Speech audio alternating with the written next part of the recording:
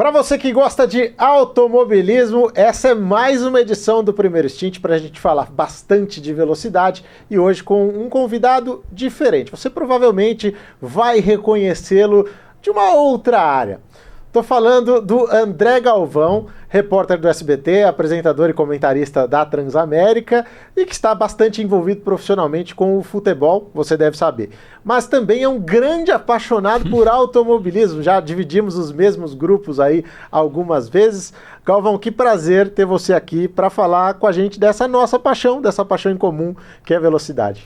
Cara, prazerzaço estar com você aqui, Thiago, muito legal mesmo, eu sou completamente apaixonado, né, pelos carrinhos, eu gosto de brincar, né, porque é uma coisa assim que vem desde a infância mesmo, é amor, é uma coisa que hoje em dia eu penso muito no automobilismo como uma coisa que ficou da minha infância, né, porque o futebol virou meu trabalho, virou meu objetivo de vida, de carreira. Agora o automobilismo continua lá, eu curtindo do jeito que eu sempre gostei. Então, putz, muito legal estar aqui no Primeiro Stint. Gosto muito do seu trabalho também. Poxa, obrigado. Acompanho lá na Band, né? Poxa, adoro a Band. Fiquei 7 anos lá na casa e torço demais por todo mundo lá. E tô sempre nas madrugadas aí ligadinho em vocês na Fórmula 2, na Fórmula 3. É nóis. Aliás, que legal que você tocou no ponto aí da Band, porque uma das coberturas mais legais de automobilismo que você fez foi pela Band, né? A Band foi a casa da Indy durante muitos e muitos anos.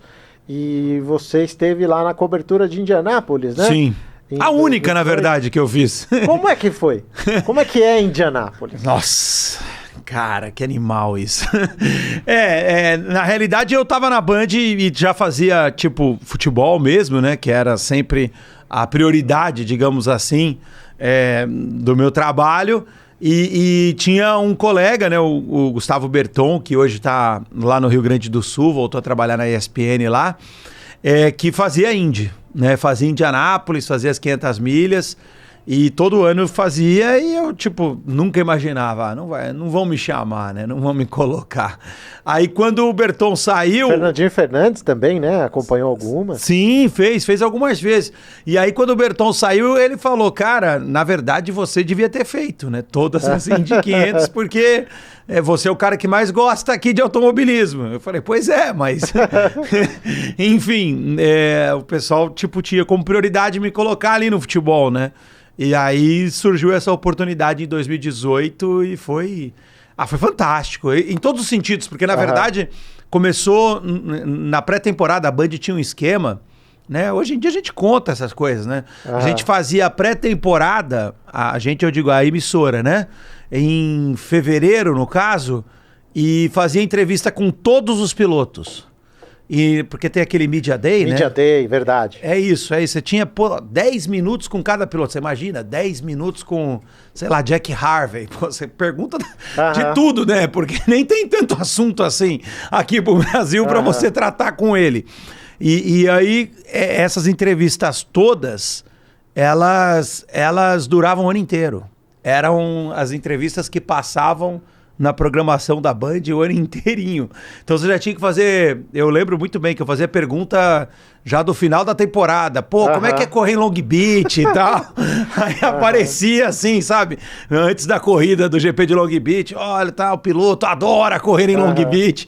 E tinha sido tudo gravado em fevereiro já.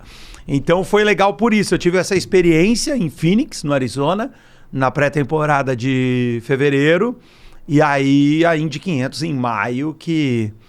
é difícil explicar. Eu não sei como explicar, cara. É porque eu quero voltar. Eu quero voltar como espectador, como torcedor, sentado na arquibancada, porque foi fantástico. Estar ali foi realmente emocionante. Quase 500 mil de pessoas passando por ali naquele fim de semana, o templo do automobilismo, né? Respirar o automobilismo naquele fim de semana. Agora... E a gente ali no pit wall, os carros passando a 370, 380 km por hora, né? De média, né? Até passam disso. E você ali muito próximo em um ambiente aberto, né? A Indy é um ambiente mais aberto do que a Fórmula 1 e e os repórteres podem trabalhar com mais tranquilidade, ouvir os pilotos brasileiros lá, poxa, um dos maiores campeões da história da Indy, o Hélio Castro Neves, da Indy 500 no caso. E... Grande Elinho. Nossa, que bate-papo especial com ele. Como é que foi a tua relação com os brasileiros nesse fim de semana? Porque é um fim de semana que eles estão muito procurados, inclusive pela mídia internacional. Então, como é que foi se aproximar e conseguir ter o acesso ali, enfim? Claro que cada piloto tinha o seu ritual ali, né? A forma como você deve chegar neles, né? Uma coisa muito legal na Índia é que, sim, você tem acesso a todos, né? É um negócio impressionante, né? Desde da pré-temporada, como eu comentei, que era tipo 10 minutos com cada um, e eram 10 minutos. Tava ali pra você falar com eles, né? E até a corrida em Indianápolis, que eles passam por você, né? Tem a hora certinha de todos passarem por você, todos te responderem. Alguns são mais simpáticos, né? Respondem mais abertamente. Outros respondem mais diretamente, né? Assim, uma coisa menos emotiva, mais seca, mas todos te respondem, né? Uhum. Há uma educação muito grande, há um profissionalismo que é respeitado ali do início ao fim, né? E aí, com os brasileiros, a gente procurava fazer uma ou outra coisa ali fora também dos horários que já eram oficiais, digamos assim, né? Com os três, na minha Indy 500, eu fiz com o Elinho, Tony Canaan e com o Matheus Leicht, né? Que estava naquela... Piloto gaúcho. Naquela edição das 500 milhas de Indianápolis, gente boníssima. O Pietro tava lesionado. Sim. Tava se tratando lá no centro médico. Eu até desenvolvi uma amizade é exagero, mas eu conheci o Pietro mais profundamente ali. Até hoje ele me segue também nas redes sociais. É um cara que eu gosto muito, torço muito, porque a gente estava ali acompanhando a luta dele para voltar, para se recuperar, né? Aquela coisa toda. Mas foi bacana, assim, foi bacana, né? Cada piloto com o seu jeitinho. O Hélio é muito mais aberto, espontâneo que o Tony, né? Que é um cara mais... que você tem que saber a hora certa, né? De falar com ele e tal, mas... Isso pouca gente sabe, né? Porque na imagem você compara os dois, beleza. Tony e o Elinho são os dois né? Showmans ali. Mas, na verdade, quando você... O trato, né, profissional é diferente. O Tony é realmente um cara um pouquinho mais sério. Né? O Tony tem lá o ritual dele que você precisa respeitar, normal, né? E você tem que saber mais a hora certa de abordá-lo. Senão ele te dá uma narigada. Fora dos horários oficiais, a gente diz, né? E o Elinho, poxa, o Elinho é um cara meio que não existe, né? Qualquer hora que você chega, ele tá sorrindo, ele tá falando, ele tá empolgado, ele tá, né? E passa aquela empolgação para você também. Enfim, mas foi realmente uma experiência fantástica. Agora, tantos anos fazendo a cobertura do futebol, enfim, a Copa do Mundo, os principais torneios, e você vem para o automobilismo, para a área do automobilismo, para a Indy 500. Que diferenças você consegue traçar das duas coberturas? Não, assim, em primeiro lugar, para todo mundo que faz futebol, né, é uma diferença muito grande em relação a esse acesso aos profissionais do esporte, né? Porque no futebol você cada vez menos tem acesso a eles, né? Você não consegue, por exemplo, bater um papo como eu bati com o Pietro, sabe? Poxa, criar alguma relação próxima ali de, poxa, saber as coisas que o cara gosta, fora das pistas. Isso não existe. Você não tem essa chance com um jogador de futebol hoje em dia. Isso é quase impossível, né? Você só tem aquela relação da hora mesmo da entrevista, que ele para falar com você, você pergunta, ele responde e ele vai embora, né? E não é nenhuma coisa... Eu sei que para muita gente isso pode soar como... então o jogador é uma mala, o jogador é isso, o jogador é aquilo. São muito blindados, né? Exatamente. Eles na verdade, eles seguem ordens, né? Então, você vai falar aqui, agora, para essas pessoas, fala, já sai, é assim, não tem... E se você me permite adicionar uma coisa, não sei se eu estou sendo muito... enfim, mas eu acho que muitos deles também, de origem muito humilde, e às vezes sem até o preparo de falar Sim. como a marca gostaria que falasse. Então você está com um patrocinador, está com um banner aqui, e o cara não é um cara articulado, não é um cara que... não é um Rogério Ceni. Então os próprios assessores dão essa blindada, né? O que não é legal, a gente sabe, enfim, cada um tem sua característica, que seria muito bom se todos falassem. Mas só para justificar também isso que você está falando, acontece essa blindagem. Né? Acontece. A origem, claro que explica muita coisa, mas acho que o principal motivo mesmo é que os clubes são muito fechados, né? O futebol, de modo geral, ele se fecha. O futebol... tem a imprensa, isso também é uma coisa chata, mas real, no mundo todo. O futebol tem meio que a imprensa como aliada, porém inimiga, né? Uhum. Porque, claro, você precisa da mídia. Não existe nada que possa ser tão valorizado sem uma cobertura bacana da mídia. Mas, ao mesmo tempo, vende-se muito a imagem de que, puxa, a mídia só fala mentiras, a mídia quer aumentar as coisas. E assim, eu tenho certeza que muito jogador já chega no nível profissional com essa ladainha que vem desde as categorias de base, sabe? Então já sobe meio com medo. Puxa, cuidado, hein? Olha, não vai falar tal coisa porque, pô, os caras vão pegar o que você falou e vão transformar num negócio muito maior.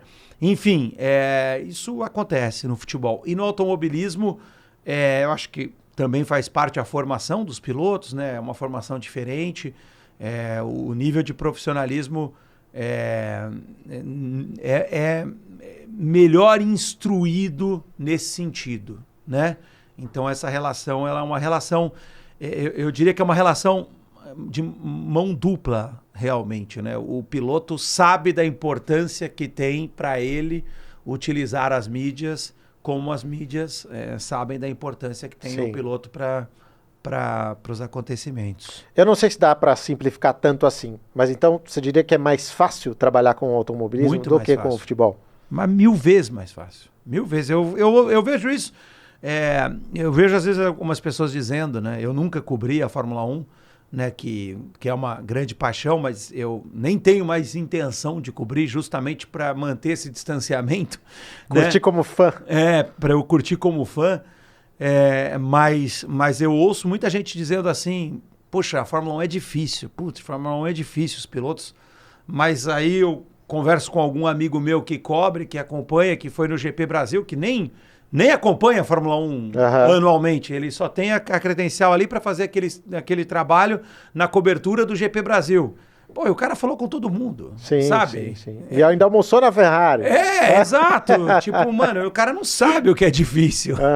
Não sabe o que é difícil, não sabe. Você vai, por exemplo, eu fiz a Copa agora do Catar. Você vai numa Copa do Mundo que a Argentina, a seleção da Argentina campeã mundial, ela tinha, como todas as seleções, um centro de mídia disponibilizado dentro do centro de treinamento, que era para as entrevistas coletivas, do dia a dia.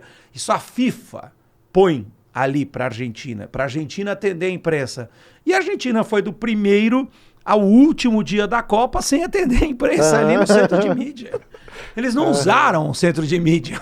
Ficou fechado, trancado, tá ligado?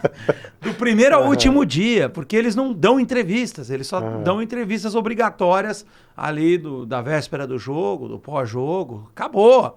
Não tem dia a dia, então é muito diferente.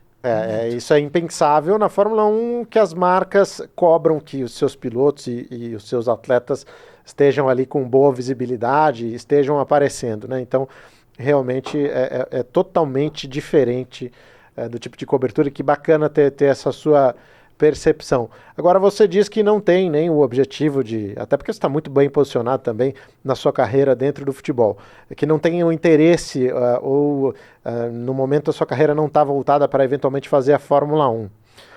Só que você é um personagem que tem aparecido bastante nas corridas, né? Você, como um apaixonado, faz algumas viagens. Sei que você já foi para Spa-Francorchamps, para a Áustria, para a Inglaterra, para acompanhar as corridas. Então eu queria te ouvir sobre essas viagens. Como é que você tomou essa decisão de ir lá para fora acompanhar um GP? E qual é a sensação para quem nunca foi e estiver planejando? Explica aí se vale a pena ou se é roubada. Nossa, mãe, eu acho que hoje é o meu maior prazer é planejar uma viagem dessa, né? Assim, eu sempre fui muito apaixonado, como nós conversamos no início, e eu não tinha nenhuma perspectiva de assistir uma corrida quando eu era mais novo, porque eu tenho uma boa família, graças a Deus, tal, mas não tinha condições. Eu fiz a minha primeira viagem aérea já trabalhando, a gente nem viajava de avião, né? Para quem não sabe, o ingresso da Fórmula 1 é parte de R$1.200. Coisa assim. Até o mais baratinho ali no setor G, né? G, no setor A é um pouco abaixo disso, mas não muito abaixo disso, né? E os valores sempre foram muito altos e eu não tinha nenhuma perspectiva, né? Aí quando as coisas foram acontecendo, né, eu fui tendo uma condição melhor, puxa, isso era um sonho. Essa história acho que eu nunca contei.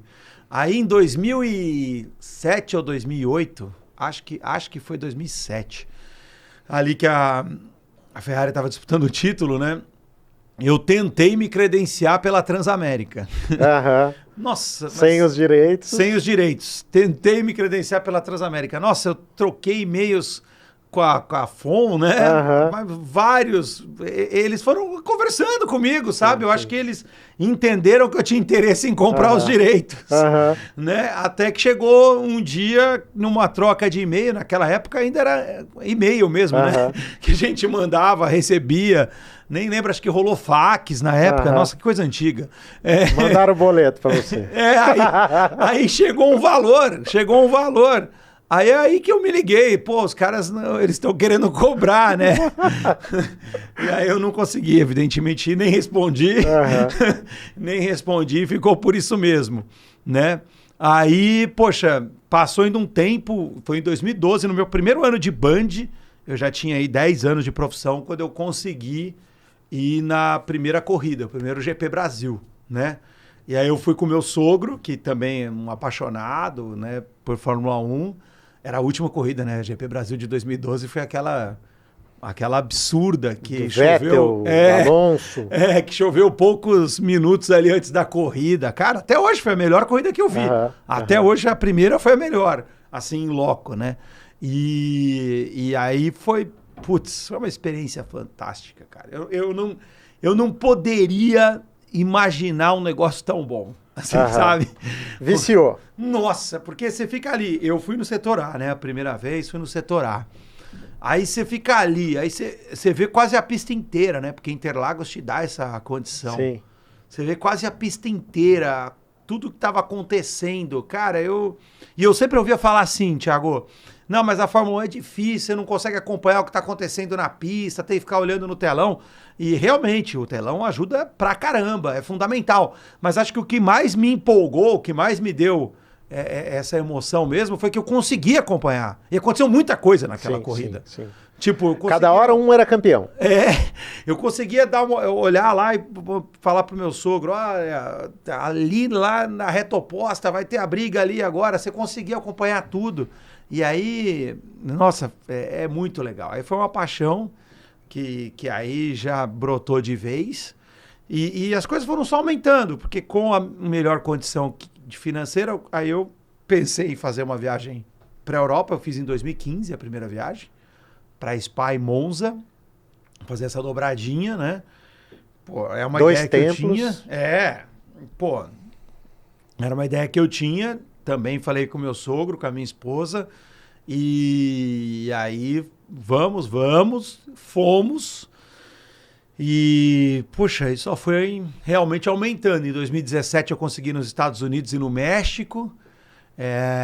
E em 2022 eu fui na Espanha, mas porque eu tinha a final da Champions, que eu fui trabalhar na final da Champions, então uma semana antes tinha corrida em Barcelona, eu abri a passagem de ida para ir para Barcelona ver a corrida, e agora em 2023 eu fui para a Áustria e para a Inglaterra, e assim, não sei quando eu vou de novo, agora não tenho planos imediatos, mas eu costumo dizer o seguinte, cara, é o passeio perfeito, porque você não vai só ver as corridas, você vai pra Europa, sabe? É um turismo. Você passa 2 bons semanas. Restaurantes. Exato, você passa 2, 3 semanas viajando. Agora eu passei 4 semanas com a minha família, sabe? Foi uma delícia, passamos em 10 países aí pelo caminho. Então é bom demais, vale muito a pena, tá? Vale muito a pena para quem é apaixonado e quem tem a melhor condição financeira para poder acompanhar. E só que é o seguinte, só que tem muitas pegadinhas, né?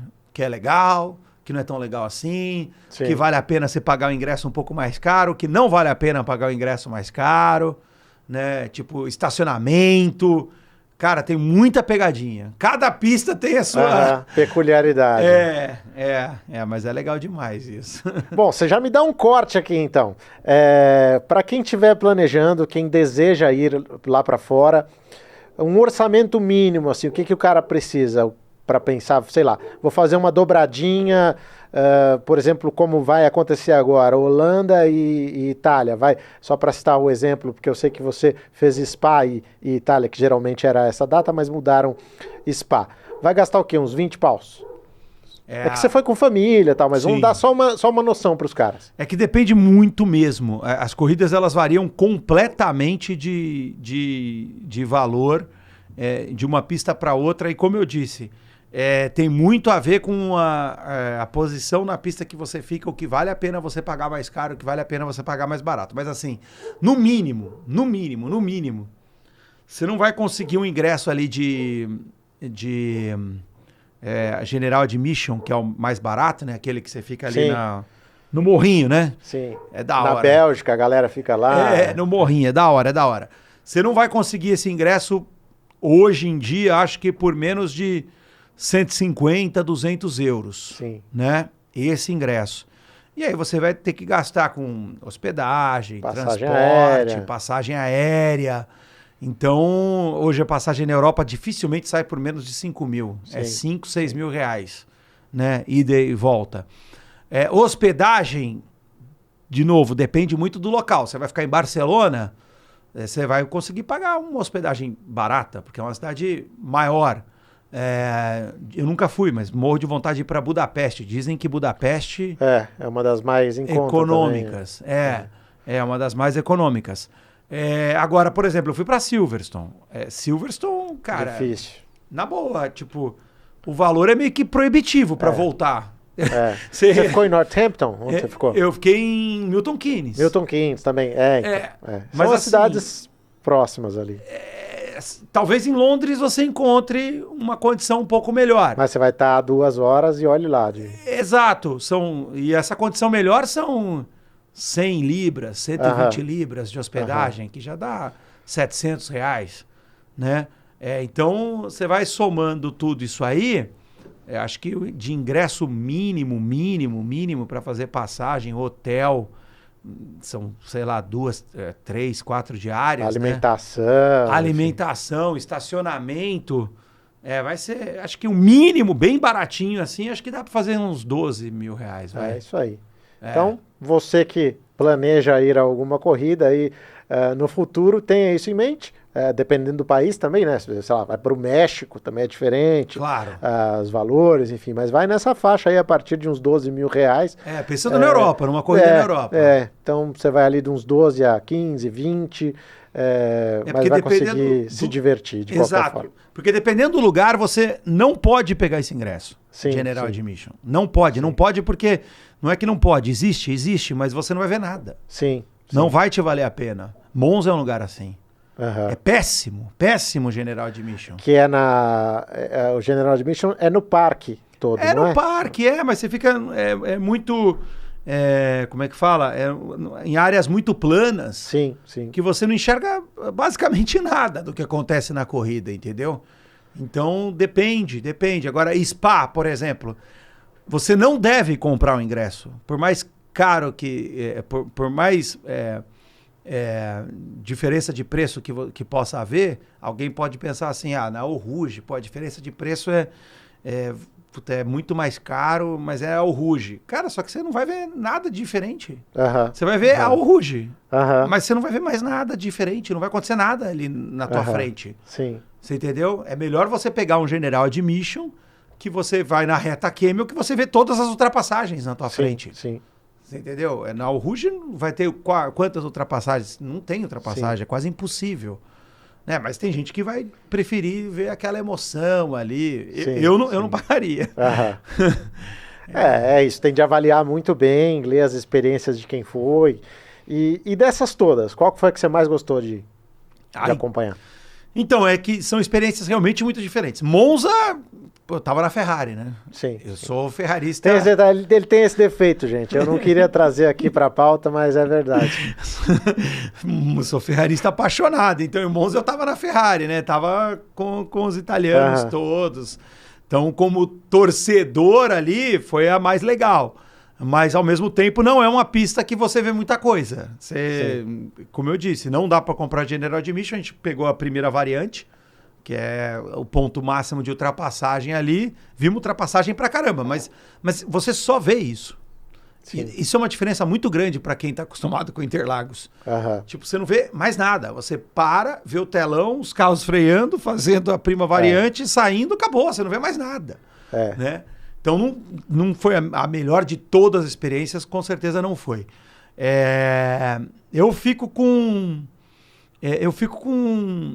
Austin, acho, das corridas fora. Até tem aquela frase, né, que eles usam, keep Austin weird, mantenha Austin estranha, que é porque é uma cidade realmente muito bacana, né? Acho que somando tudo, custo e benefício, eu acho Austin, porque Austin você consegue pagar o General Admission, você fica na curva 1, na General Admission, você vê a reta inteira. Subidona lá?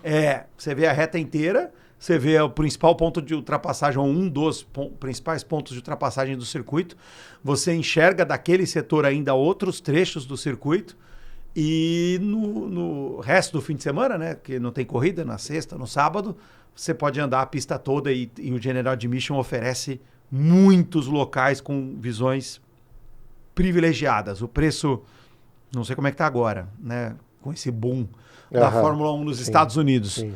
Mas o preço era bacana de ingresso. Eles oferecem muito entretenimento fora das pistas, que isso faz muita diferença. Eles oferecem muita coisa. Você tem o dia inteiro lá, você precisa realmente ter mais atrações. A gente viu um show do Stevie Wonder, assim que acabou a corrida. Foi espetacular o show do Stevie Wonder, né? Tava ali, incluso no ingresso de General Admission.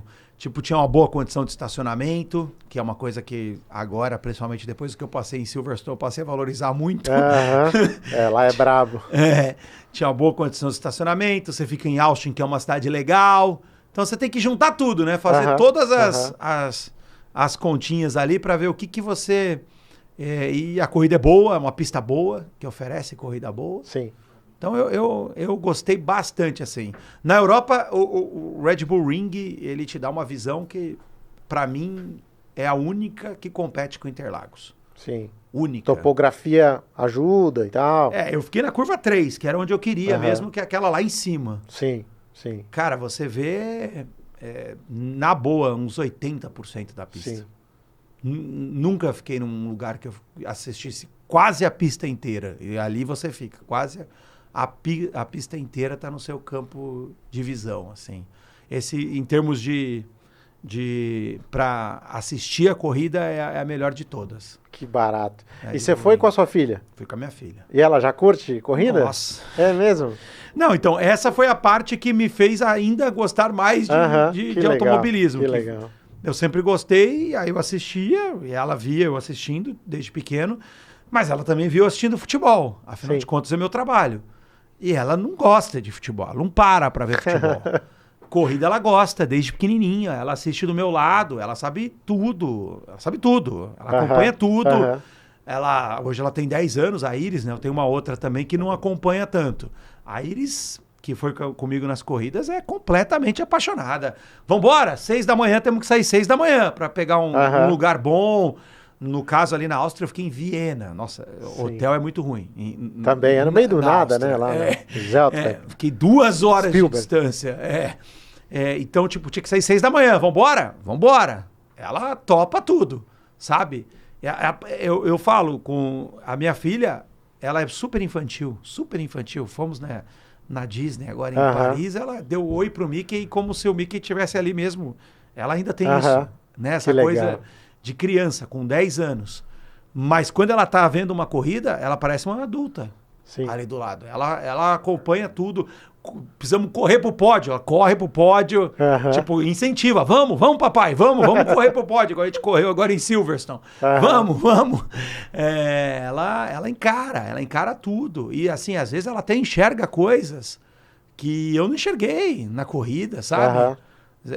Puxou o olhar da observação, como diria o Theo José. Meu narrador, Theo José. Forte abraço para ele. Então, a Iris, ela tem essa paixão, vem de dentro.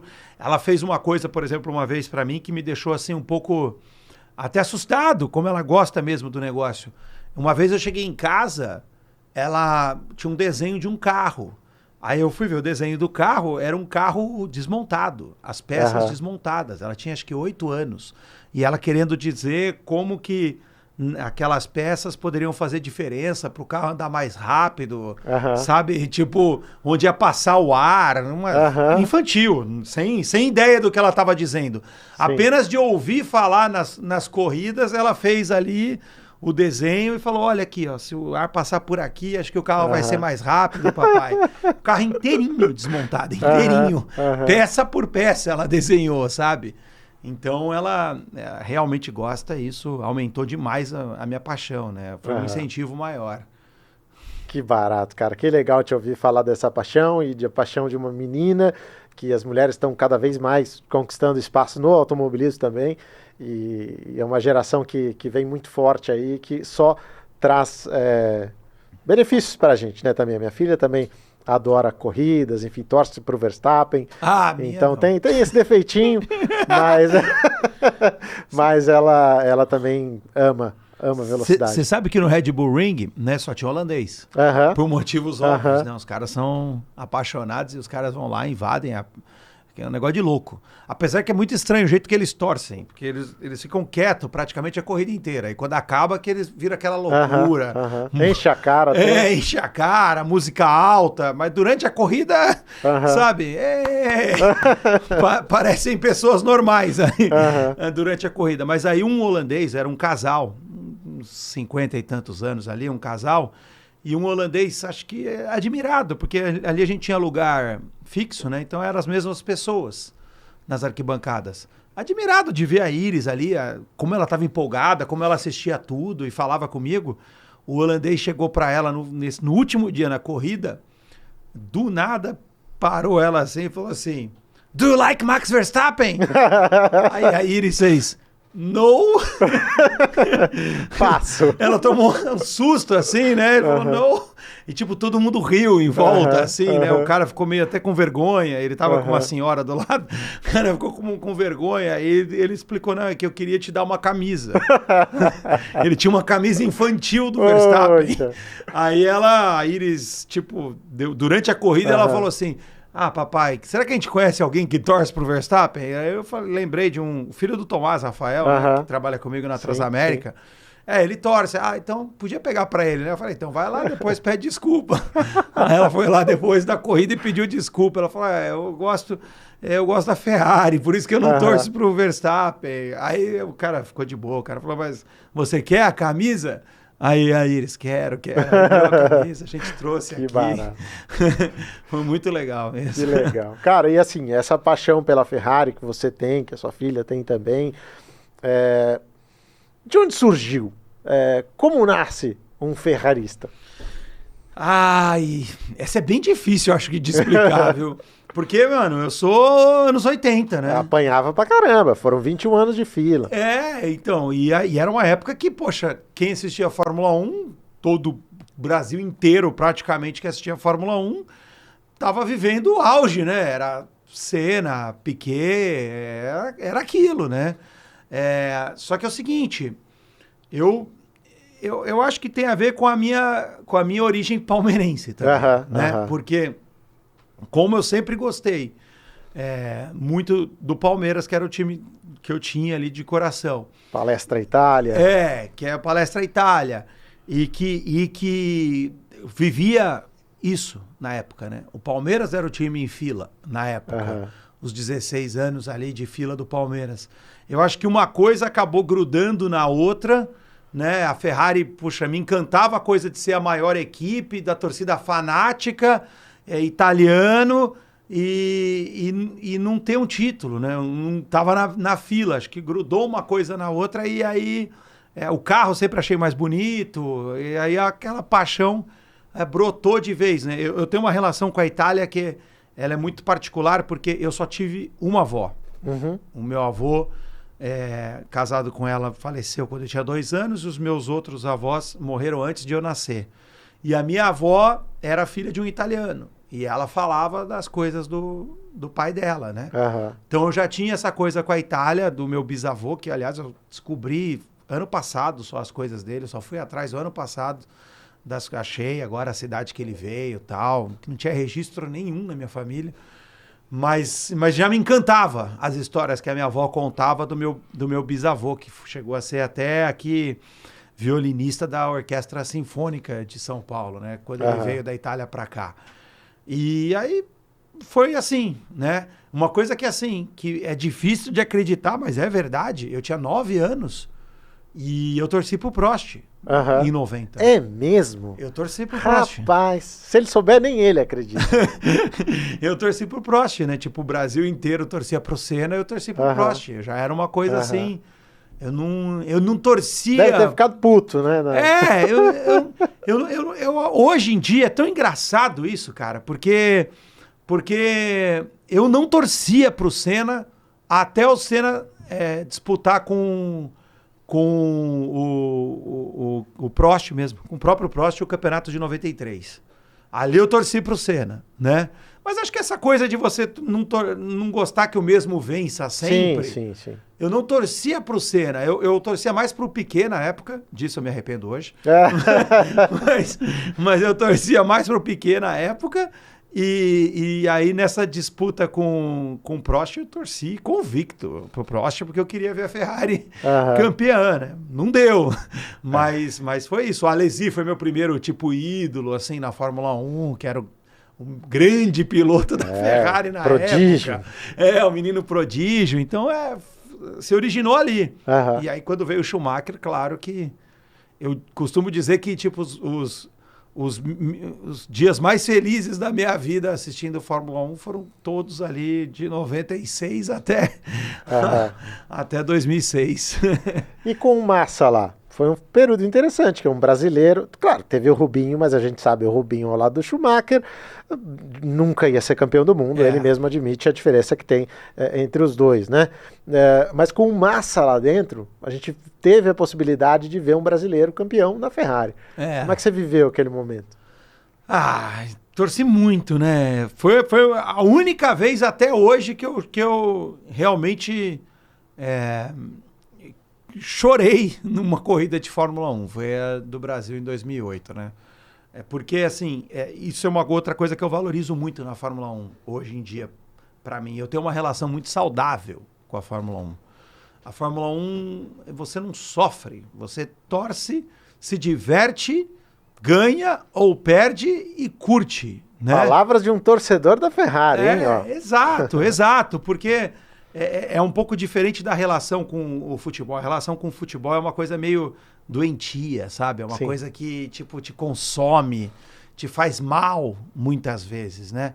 Na Fórmula 1, não. Eu sei que, tipo, o Verstappen vai ganhar o campeonato ganhando todas as corridas, mas beleza. Puta, o que nós vibramos na Áustria com o Leclerc em segundo, eu e a Iris? O que nós comemoramos? Puxa, sabe? E você valoriza isso, né? Você aprende na Fórmula 1 a valorizar uma boa corrida, o cara saindo de 9º, terminando em 5º, né? Uma coisa assim que te dá prazer. E E ali com o Massa só foi a única vez que... É porque foi muito doído, né, cara? Foi. Acho que todo mundo na Fórmula 1 sentiu um pouco, os brasileiros mais ainda. Né? Ali foi realmente muito doído, porque é um negócio inacreditável você perder um campeonato daquele jeito. Então, foi a única vez que eu realmente me chateei com o resultado da Fórmula 1. Assim, fiquei mal por causa da perda do título do Massa. Mas acreditava muito no Massa, gostava demais do Massa. Torci muito por ele, todos os anos dele na Ferrari. Tive a oportunidade de entrevistá-lo, não cobrindo diretamente a Fórmula 1, mas um evento ou outro. São Paulino fanático também. Exato. E ele sempre foi super simpático. Massa também é uma das melhores entrevistas que eu fiz. O Rubinho, na época ali com o Schumacher, era um cara que às vezes me irritava, porque, enfim, é tipo o Pérez agora com o Verstappen, né? Tinha que ceder a pressões. Então, mas hoje em dia também é um cara que eu valorizo demais, e ele tratou minha filha muito bem. O dia que eu encontrei com ele ali no kartódromo, foi muito legal, bacana. Grandes nomes, né, da história do nosso automobilismo. Você falou da festa que vocês fizeram pelo resultado do Leclerc. Eu sou um cara que reconheço o talento do Leclerc, mas muito, acho um cara muito habilidoso. Ao mesmo tempo, sou um dos grandes críticos dele, porque eu acho que não está pronto e não sei se vai estar pronto, 1, para liderar a Ferrari, 2, para ser campeão do mundo. O que você acha? Estou completamente enganado? Não, eu acho válido, acho absolutamente normal essa discussão, porque na verdade o que é mais difícil hoje na Fórmula 1 é tentar descobrir quem vai ser dos jovens pilotos aquele que vai bater de frente com o Verstappen, né? Uhum. Porque tudo bem, você tem o Hamilton numa prateleira, todo mundo reconhece o talento do Alonso ali também nessa prateleira especial, e todo mundo diz, temos uma jovem geração fantástica. Nessa jovem geração fantástica nós temos o Verstappen, que é já indiscutível, que é um cara que está no patamar do Hamilton e do Alonso. Quem mais dessa jovem geração fantástica é capaz de bater de frente com eles? A gente não sabe. Podemos citar 5 nomes, mas... Ninguém sabe. Sem a segurança que tínhamos com o Verstappen. Essa convicção não existe. E não existe por quê? Por algumas razões. A principal delas é que nenhum deles ainda teve um carro capaz, né, de vencer tantas corridas. A gente pode dizer que o Leclerc teve ali no comecinho de 2022, mas muito pouco, né? Um período muito curto. E ele não foi mal naquele períodozinho curto que ele teve o melhor carro. Então, é difícil você... Pode ser o Leclerc? Eu acho que pode ser o Leclerc. Eu acho. O Leclerc é um cara que tem 20 poles e 5 vitórias, sem nunca, ou apenas por um período muito curto, ter o carro melhor do grid. Não são números baixos, cara. O que a gente ouve de muitos dos analistas dos gringos é que em uma volta rápida ele é tão bom quanto ou superior ao Verstappen. Então não estou falando, não é a minha opinião, tá? Eu ainda não sou capaz de dizer isso. Mas esses números meio que reforçam isso. Eu acho o Leclerc, eu acho ele melhor de treino que o Verstappen. Posso estar sendo ferrarista demais aqui, mas eu acho que esse nunca foi um ponto tão forte do Verstappen. Sim. O quali nunca foi assim o melhor ponto do Verstappen. Exato. Ele é um cara muito mais de racecraft, né? Um cara muito mais de constância na corrida, que aí o Leclerc realmente não tem. A mesma constância que o Verstappen ele não tem. Tá longe disso. Mas, enfim, então são números muito fortes do Leclerc. E aí você vai começar a procurar outros, né? E aí você vai achar outros que podem ser também esse cara para bater o Verstappen. Tipo, ninguém fala dele. Esteban Ocon. O Ocon nunca teve um carro bom, né? O melhor carro que o Ocon teve na vida foi o quê? 5º colocado no campeonato? 4º? Eu nem sei se foi 4º ou 5º. O Ocon, ele tem uma vitória, ele era um cara que ganhava do Verstappen lá atrás, né? Um cara de uma personalidade forte. Vai saber se um cara desse num carro tipo de ponta não encara, porque ele não parece ser um cara que vai que vai abaixar a cabeça, você entendeu? Não baixou pro Pérez, não baixou pro Alonso, criou problema com os dois. Exato. Então é difícil. O George Russell, outro que tem um talento extraordinário, né? Um cara que a Mercedes ganha uma corrida só no ano e não é o Hamilton, é o Russell. Então você tem que admirar, você tem que, né, reconhecer o nível de piloto que é o George Russell também. Mas a gente não sabe porque simplesmente eles não tiveram a chance. Nenhum deles teve a chance de ter um campeonato inteiro para competir nesse nível. Nenhum. Então fica muito difícil acertar, né? Eu já pensei nisso um monte de vezes. Eu sempre penso, quem vai substituir o Sainz? Eu sempre penso. Aliás, cabeça de torcedor é assim, você fica assim, né? Quem vai substituir o Sainz? Deixa eu ver quem que é manager, né? Deixa eu ver quem que eu escolho aqui do grid. Eu já escolhi o Norris, eu já escolhi o próprio Ocon, sei lá, às vezes eu penso no Berman. Tenho maior vontade de ver o Berman. Isso que eu ia te falar, o Berman é um cara que o ferrarista pode apostar, viu? Pode apostar muito pro futuro, mas ele vai ter de passar por aquele processo, de andar numa Haas ou sei lá o quê.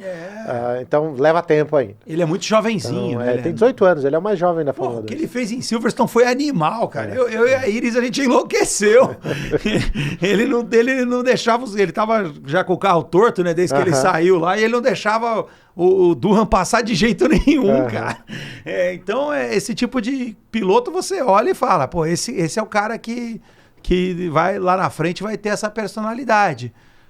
Mas é difícil acertar. Eu não sei, acho muito difícil que você saiba e que qualquer um saiba hoje afirmar com segurança quem vai ser o piloto a bater de frente com o Verstappen. Não tem uma escolha óbvia. Não tem, definitivamente não.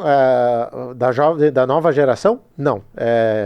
Colocaria o Hamilton, colocaria o Alonso, evidentemente, juntos no mesmo carro, acho que bateriam, mas os outros realmente não, a gente não tem essa certeza. A gente está caminhando para a nossa fase final aqui do podcast, Galvão, mas eu queria também, não posso terminar sem falar um pouquinho mais da sua carreira. Queria que você me contasse qual foi a cobertura mais especial que você já teve e por quê? Ai, tanta coisa. Assim, no futebol, claro, eu fiz 3 Copas, né? Então, sempre é muito legal fazer Copa do Mundo. As 3 eu fiz a seleção brasileira. As 3 o Brasil perdeu, então... frio baiana.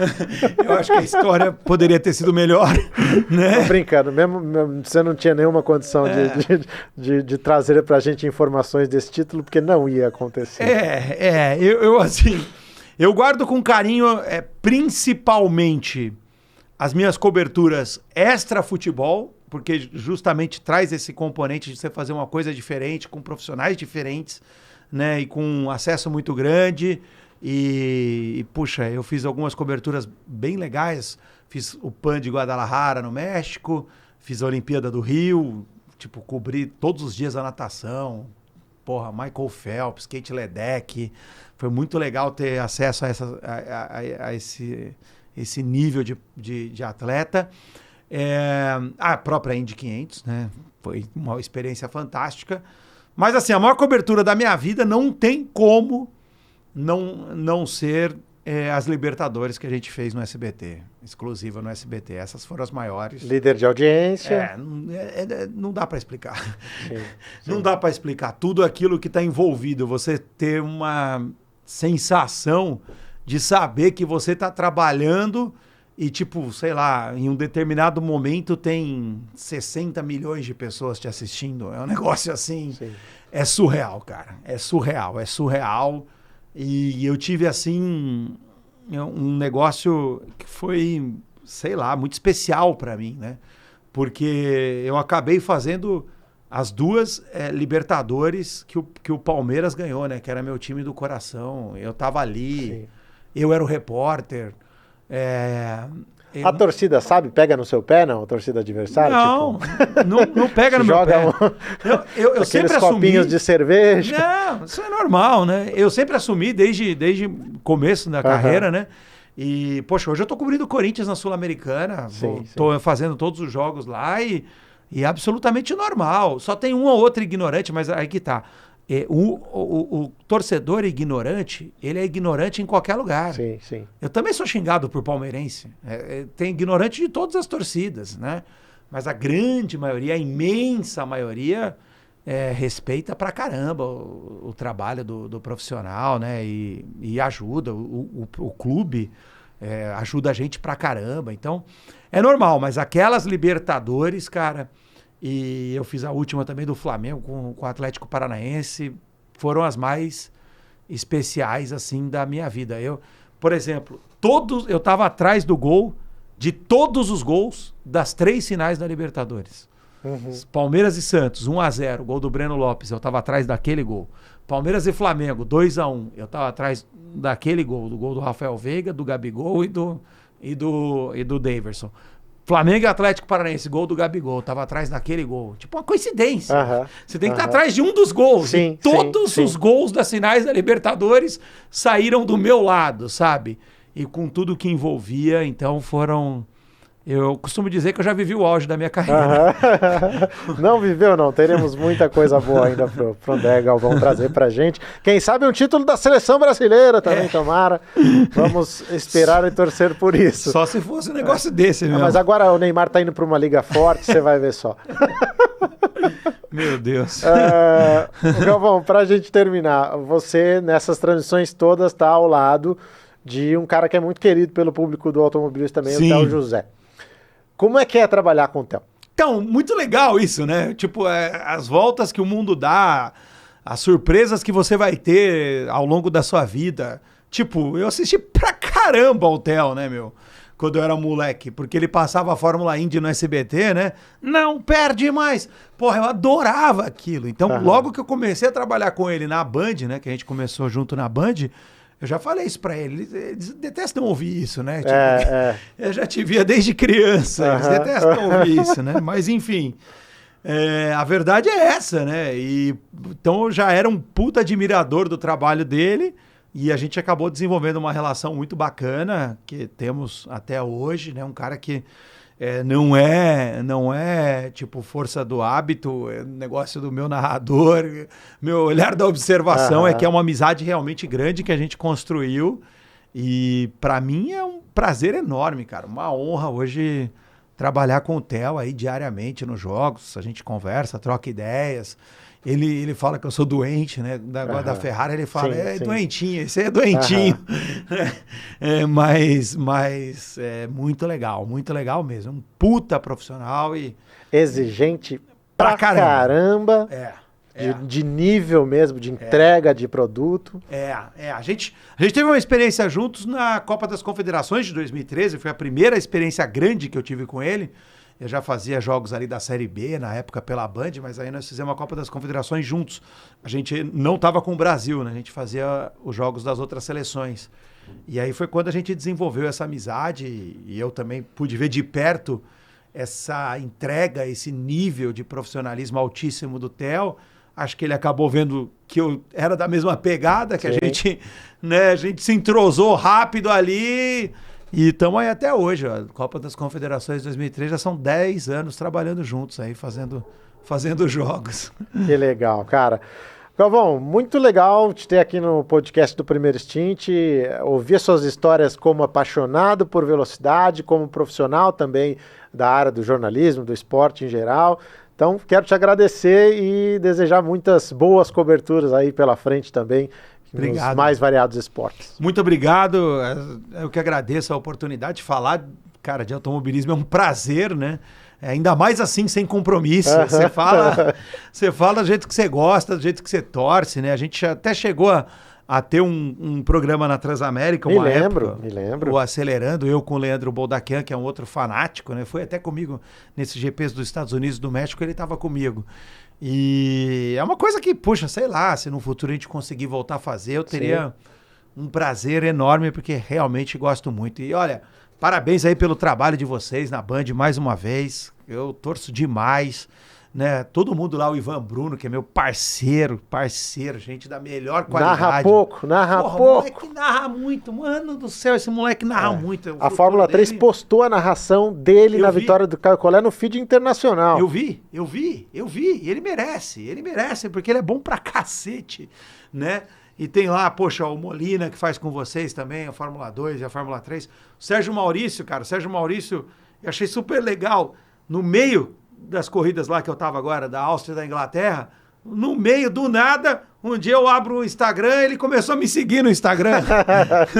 Sérgio Maurício começou a me seguir no Instagram. Eu falei, caramba, mostrei pra Iris, aquele que narra a corrida que a gente vê na Band no Brasil. Ele começou a seguir, aí a Iris, caramba, tal, papai, que legal. Né? Nunca falei com ele, só entrevista uma vez no Acelerando. Sim. Mas eu nunca tive amizade, nada com ele, achei tão legal, um profissional também de altíssimo nível.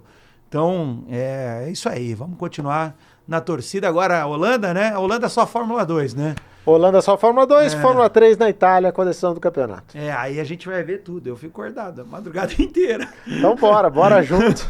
Eu tô lá, você pode ter certeza que eu tô lá. Eu tô vendo. Boa.